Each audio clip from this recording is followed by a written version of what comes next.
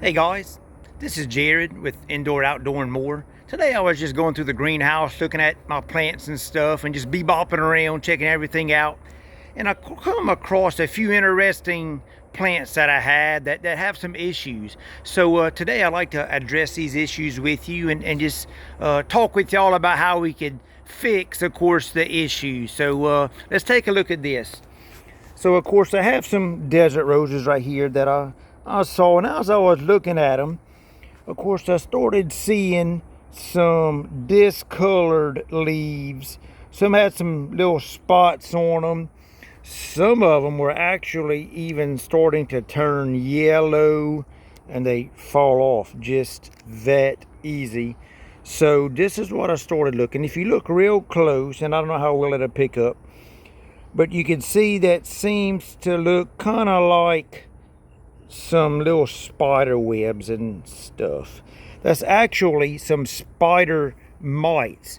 So if you look at this one right here, of course you could maybe see a little bit, if it would actually focus, some small fine like spider webs, and of course that's spider mites. There's a couple different pesticides, insecticides. I'm not too big on using harsh chemicals, of course, to eliminate some of the pests that we have, but you can get a whole bunch of organic type insecticides. So example right here is of course throughout the brand also Garden Safe. It's fungicide 3, so it's a fungicide, insecticide, and also a miticide.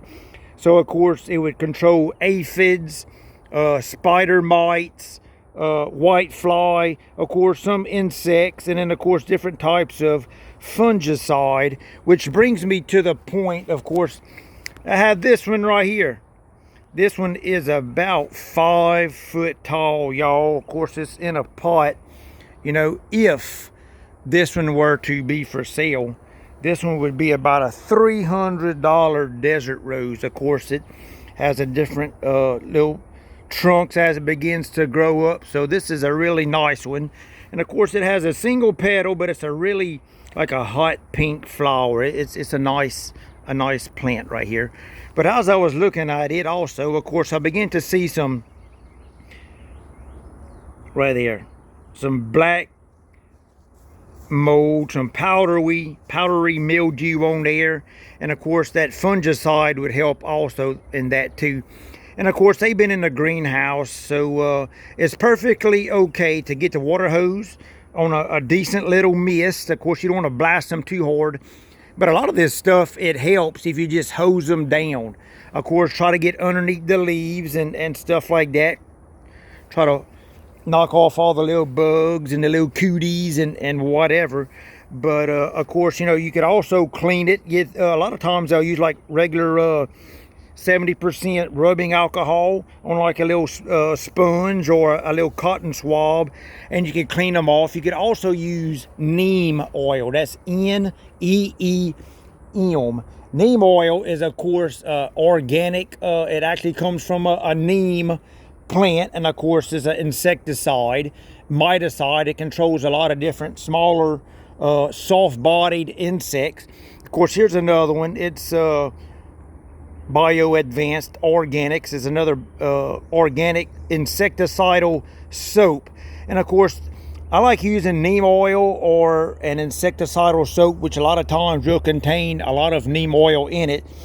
But the reason I like using them is because they're really harmless to a lot of our pollinators. So it will not hurt your honeybees, your hummingbirds, your butterflies and stuff like that, the pretty little insects that we like to look at. And of course I have this right here. It's a Southern Lawn Weed Killer. That's right. And I got this right here just to prove the point. Guys, when y'all go to apply chemicals, insecticides, herbicides, miticides to your plants, your lawns, your gardens, your fruit trees, always be aware of what you're buying and what you're applying to them. You know, always read the labels on the back. So of course, if we were to accidentally spray this on our desert roses, about 3 days and they would be toast, nice and crispy. So again, y'all just be careful what y'all spray. Insecticidal soaps, they're best sprayed in the early morning or late in the evening, and of course that also helps with somewhat contaminating your honeybees and your other little pollinators. So that's pretty much about it. So of course, again, you can see a lot of leaf discoloration, and sometimes what it will cause too is for your flower blossoms to begin to be a little deformed, and sometimes when they open up fully, you know, you'll have like the petals a tear and stuff like that. And of course that's because those little boogers are sucking up a lot of the nutrients that the plant needs. And what's good about the desert roses, of course, being succulents, they store so much water and food and nutrients in their thick cortex and their limbs. So even if you were to begin to have some leaves fall off because of a bad infestation, in no time they would bounce back pretty quick. So of course I spotted this one right here. This one right here, which is crazy, it has way more flowers and only has a few leaves that come out this spring, but it's doing great. In fact, if we get a little close-up right here, we could actually see, y'all see them two little ears right there sticking out? See if I can get my finger in there. Right there, I'm pretty sure that was some pollinated flowers. I leave a lot of mine outside, of course, so the hummingbirds. And what helps out a lot with pollinating desert roses is the moths. The moth has a long proboscis, or like a long tongue that it could stick into the long little funnel tube like desert rose, and of course it helps to pollinate them sometimes. But I might actually do a video here shortly of how you could actually pollinate your own desert roses, and it's relatively easy. There's a couple different techniques, and I might could do a video and show y'all guys with that. But today, of course, I just happened to run across a few little plants that I had that were kind of neglected, kind of stuck in the corner. And of course, you always want to try to catch it. You know, look at all your plants, make sure they're all healthy and stuff. And of course, it's always better to get ahead of the game on it. Of course, to keep a regular spraying routine, you know, every couple months or just however it takes. And of course, it's springtime, everything is coming out nice and pretty, so it would not hurt either to give them a good drink with some water soluble fertilizer. Of course, there's several different brands out there, and of course you want to, you know, give them, you know, like a good 30-30-30 really wouldn't even hurt them at all. Of course, again, follow the directions on your fertilizers that you use, and of course the most common would be, say, Miracle Grow. Just to let y'all know, Miracle Grow will kill your plant if you over fertilize it with it. So although it's nice and handy to have, and of course you can get good results from a lot of your water soluble fertilizers. So or also you could use like a good, sometimes I'll use like some triple 13 fertilizer, and I'll just sprinkle that in, kind of work it in around the soil, and give them a good little drink to kind of get it absorbed up in there.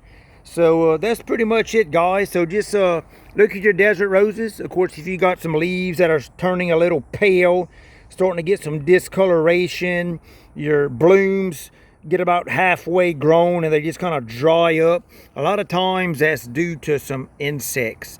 And of course right here I believe we got a lot of spider mites, and of course we just gotta spray them. You know, we gotta soak them down real good, and of course just give them a good bath with it. You know, don't be scared. You ain't gonna hurt them, you ain't gonna kill the plant with it. Just soak them down. You know, make sure of course to get underneath your little leaves. Just give them a good bath. You know, you might could see right there actually some water droplets on those little spider webs, and of course that's what they do. They make like a little spider web. And of course aphids are the little greenish fat bodied things that you see a lot of times too. And sometimes, of course, they'll make your leaves turn black also, kind of like the powdery mildew. And then sometimes you'll have like the little white flies that get on there. And of course, all this insecticides and neem oils really helps them out and kind of just handles up on them really good. You know, so we just got to spray everything down, make sure we get underneath and all that sweet stuff for sure. Make them look nice and pretty. Yep, this one's looking good.